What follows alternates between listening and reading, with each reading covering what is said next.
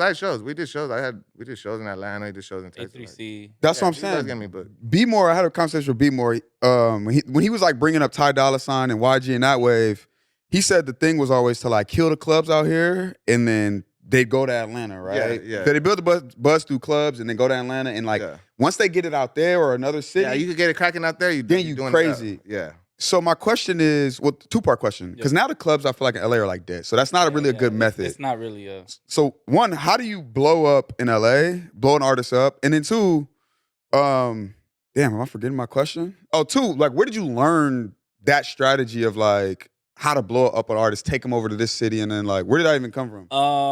For me, I just like knowing LA, like growing up here, I see how we're like very reactionary in LA. Like if we see like somebody doing something, we're gonna hop on the bandwagon. Like we're Laker fans, right? It's like we'll ignore the fuck out of the team Wait, hold for on. 4 years. No. Okay. But you know what I'm saying? The No. majority- We're Y'all not Laker Laker fans. fans? Yeah, He's the a boo-boo Clipper fan. Okay. That's crazy. All right. Well, That's good. That's just crazy, right? You just a Yeah. contrarian. That shouldn't even make no You sense. just don't like Yeah. shit. You All just right. don't, you just don't like wait, we're shit. gonna get off track if we start talking. Yeah. Like, Yeah, okay. All right, Yeah, okay. okay.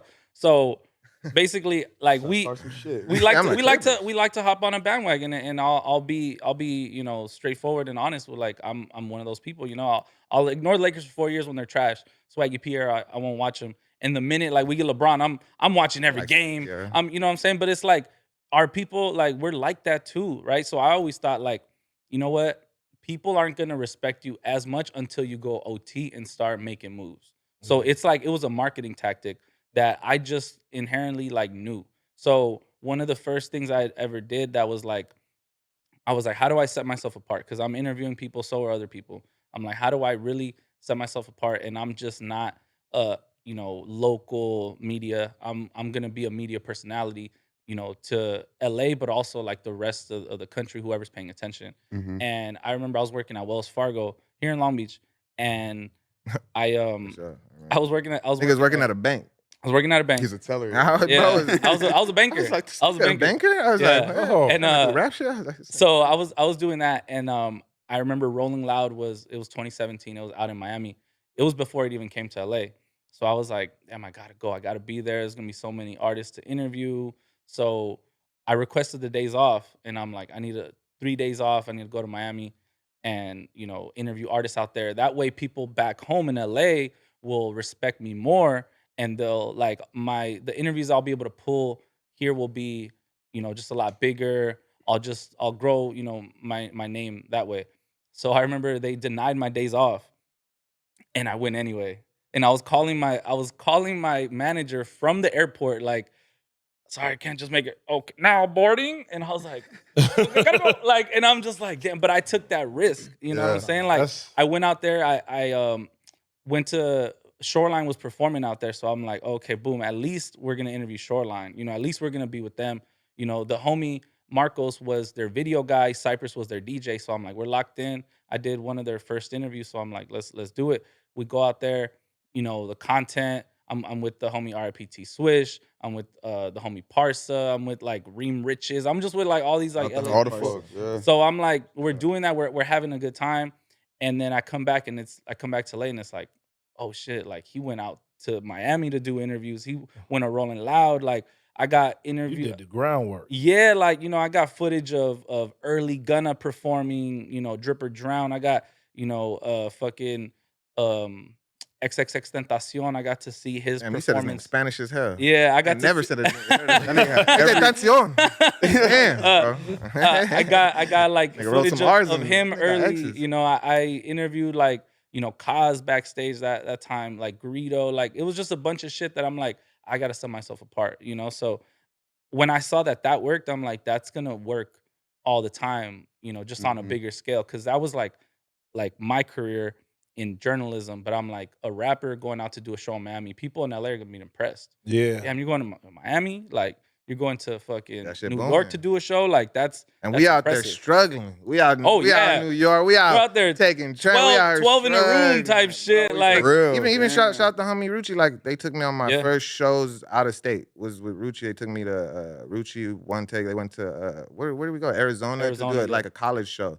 And I was like, you know, nigga, I'm dressed in a full jean jacket. This is Arizona. I'm That's like crazy. 400 pounds in a full jean jacket outfit, like sweating to death. I'm just trying to get, they're just like, we'll get you one song in, bro. It's cool, bro. Like, just pay something on the Airbnb, bro. You good. You can slide with us. I was like, say less, bro. I got it. Bet. Fuck it. I'm down. I'm going to open up, bro. This is right before Hello came out, right? You know, this is that time when everything's going up. So it's like, they were like the first people to embrace me and take me on tour. So I seen like the wave, like going out, what it means to go out. Like even before I was like ever even a factor on the lineup, you know, like I was going out, seeing things like, oh damn, like this is work. This is how it works. You get me? But the thing about LA is what niggas is, you could be a star in LA and you could just stay here. You could just stay here and be a superstar, bro. Like this is the capital of everything, bro. You could be a superstar in LA. I don't know how many people in LA is. I don't want to say the fucking number, but it's a lot of motherfuckers here, bro. It's not like a random like state. 3 million, yeah, it's a 3 million motherfuckers here, bro. So like if you be a star out here, you could damn near be a star anywhere. You know, that's how I look at it. So you could be a home based star and kind of just grow your shit. And I feel like that's always been my career, just building myself up and like, you know, really from the ground up, being organic, never really paying for like I've never paid for a feature, never done like the rapper-esque type thing. We've always just done things from the ground up. Like, all right, I'm gonna do my shows, I'm gonna get these fans organically, I'm gonna fuck with the homies, the rapper homies I like, the niggas I don't like, I'm not gonna do something, you know, just that type of shit. And I think he's always just always brought me along. Like every step he's doing something, like, hey, I'm doing it, boom, you know, and it's just been that like connection, you get me? So everywhere he's brought me, everywhere he's been, I've been too. So it's like shit. Like that's why it's like I don't podcast, and it's cool because it's like I'm not trying to be a podcaster. Like he's not trying to be a rapper. Like bro, you know, it's like it's two different. And he's like, you know, he's a smart guy, so he's concerned about my career. He's really good at like taste, you know, he's a good critique. So it's like he's not gonna be like, oh, he's not a yes man to my music, nothing, you know. So it's like people like that you need on your team. You guys ever like bump heads? I wouldn't say like for real. Only when this nigga doesn't come through with the shit he said. It's never me bumping heads with him. He's my manager, so it's like he's middlemaning. You know, he's fucking king middleman. So you know he's middlemaning something, and I'm like, bro, what's up, nigga? Like, what's up? You know that, but it's never like I'll never get. I'd rather trip on a random nigga on the street, sock him in the head before I trip. I ain't gonna trip on Vic about nothing, you know. So even when you fuck up. Vic, do you still go out and do the things that you did earlier in your career, or you've pulled back from that a little bit? I mean, it's easier and it's harder now, right? In a way, because like the morning show has me like tied to LA 5 days a week. You know what I'm saying? So it's like if I want to travel, it's on the weekend. But like, man, like I'm getting older, dog. I'd be tired. Like, you know what I'm saying? I could go to like, you know, name that city for the weekend and like do some content and shit. But it's like, man, I'm tired, dog. Like I need a rest too, type shit, you know? Yeah. But also like it is important, you know, to go out there. Like I've actually traveled a lot more this year than I did last.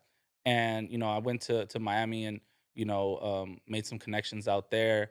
But it's also like now people just kind of expect me to be places. Yeah. So it doesn't work the When I go same. places, I'm like, where Vic at? Yeah, I'm like, it doesn't hit the same as before when it's like, oh my God, where is he next? It's like, I'm in Chicago, I'm like backstage, or I'm on stage at a fucking Spanish festival, and then it's like nobody's batting the eye.